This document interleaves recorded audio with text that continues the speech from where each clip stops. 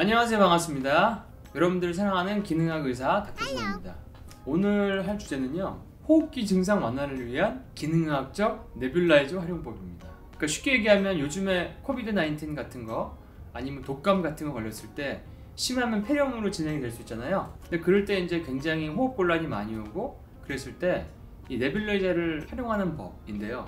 이거는 이제 제가 굉장히 좋아하는 외국의 기능학 선생님들이 계십니다. 그분들 책도 많이 보고 제가 많이 영감을 받고 그랬는데, 기능학의 최첨단에 서 있는 이런 대가들은 어떻게 이런 코비드-19이나 호흡기 질환이 있을 때 환자들을 보고 있는지, 어떻게 해결하고 있는지, 이런 내용이 인터뷰로 올라와서 제가 보고 이런 내용을 좀 간략하게 설명해 드리면 좀 기능학에 대한 것에 대한 이해도 될 수 있고, 혹시라도 이런 걸 좀 알아두시면 나중에 혹시라도 도움이 될 수도 있고 그런 겁니다. 이거를 이제 여러분들이 꼭 하셔야 되거나 뭐 따라야 하거나 이런 내용은 아니고요.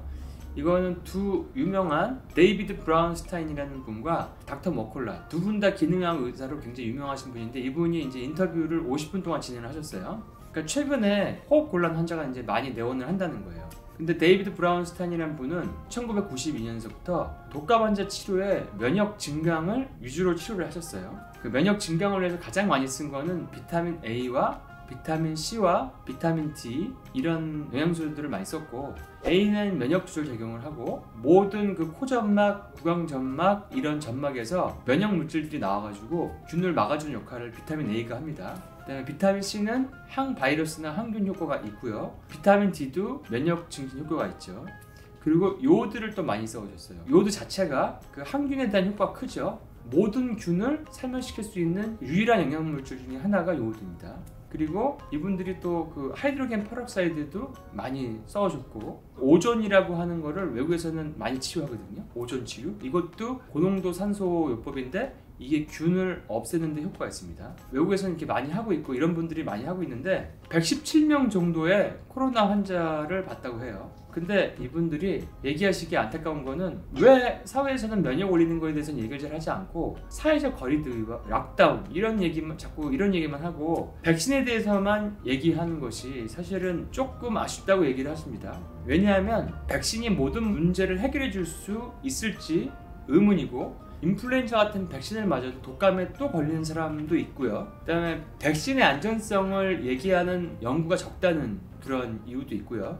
그 다음에 또 가장 큰 이유 중에 하나는 코비드-19이 변이를 벌써 일으켰다고 뉴스가 나오는데, 인플루엔자 균들도 특성상 변종이 많이 생기고, 그래서 독감 주사를 맞는데 막상 그 해에 도는 독감을 보면은 다른 종류의 균이 도는 경우가 많잖아요.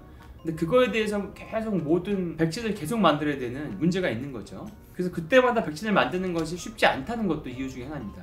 또 코비드-19에 대한 뭐 백신이 나온다 그러면 물론 뭐 좋을 수 있고 전 세계적으로 어떤 희망이 될 수 있겠지만, 나중에 또 이런 균이 또 변종을 일으켜서 또 유행하면 그때 어떻게 할 거냐는 거죠. 그 일예로, 그러니까 응급실에서 연락이 와가지고 이 호흡기로 이 환자가 증상이 심해졌는데 자기들이 어떻게 해줄 게 없다. 그래서 이 선생님들이 되게 유명하다 보니까 환자를 의뢰한다고 합니다. 근데 지금 락다운 때문에, 사회적 거리두기 때문에 일단 환자를 병원에 들이지 않고 병원 주차장에서 치료를 해요.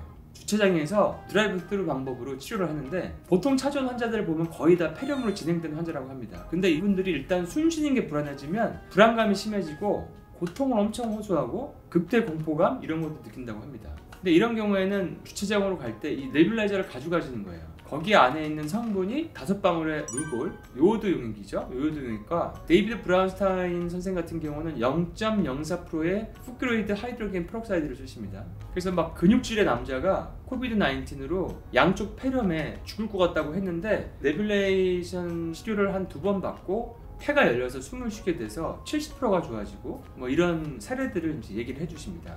여기서 또 중요한 거는 핸드헬드 네뷸라이저는 효과가 없다 그러고요.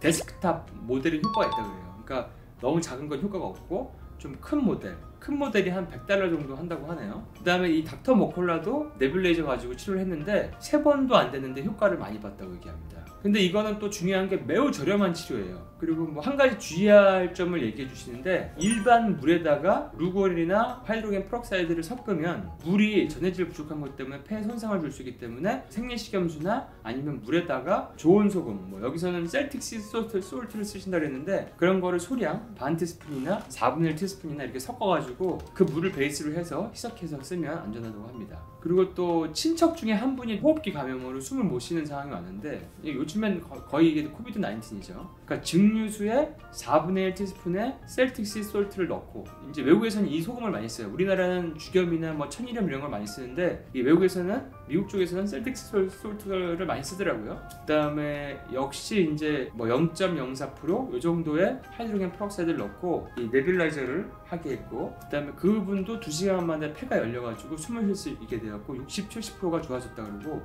2-3일 후에는 굉장히 증상이 많이 완화됐다고 합니다. 그리고 이 치료를 한 게 한 25년 이상 됐다고 해요. 몇 년이 아니고 25년.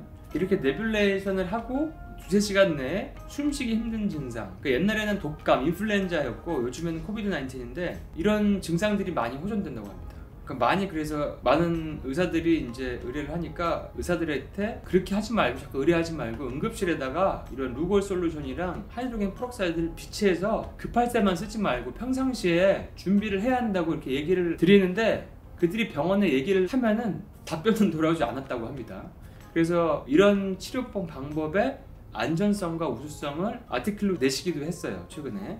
그래서 정리를 하게 되면, 우리가 호흡기 감염이 많이 날 때는 이제는 독감 시즌도 돼가지고 독감 유행할 수 있는데 데스크탑 모델의 네뷸라이저를 가지고 있는 게 좋고, 그것이 필요할 때만 찾지 말고, 그 다음에 이런 네뷸라이저를 아까 얘기했던 방법을 좀 활용해가지고 하면은 좋은 어떤 결과를 볼 수 있다. 그리고 평상시에 비타민 A나 D 이런 거를 잘 복용하고, 요오드 복용도 중요하고, 비타민 D는 40에서 60 사이로 유지를 하고, 이렇게 하는 게 좋다. 그리고 두 분이 약간 치료 방법이 다른데, 닥터 머클러 같은 분은 초기에는 페르세틴과 아연을 많이 쓰고, 조금 진행된 상태에는 NaC를 또 많이 쓰신다고 합니다.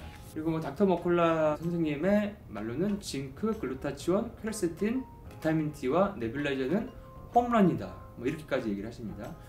두 분 다 하이드로겐 프록사이드와 뭐 루골 용액 가지고 네뷸라이저 치료를 통해서 굉장히 심한 폐렴으로 진행된 호흡기 감염 환자를 숨을 쉬게 만들어주는 이런 치료를 하시다 보니까 서로 공감을 해서 인터뷰를 하시는 내용입니다. 그래서 제가 짧게 요약해 드렸고, 좀 더 자세하게 알고 싶은 분은 관련된 영상 링크나 글로 정리해 놓은 링크를 좀 아래 달아 드릴 테니까 참조하시면 좀 도움이 됐을 겁니다. 자, 그러면은 이렇게 창의적인 방법과 그다음에 생각지도 못한 방법으로 우리나라 아니지만 외국의 선생님들이 이렇게 호흡기 감염에 대한 급성 증상, 심한 증상에 대해서 치료를 하고 계시다. 이런 것들 여러분들이 한번 알아두시면 재밌으실 겁니다. 도움도 되고요. 자, 그리고 여러분 다들 호흡기 감염 조심하시고 다음에 건강하게 뵐게요. 면역 화이팅!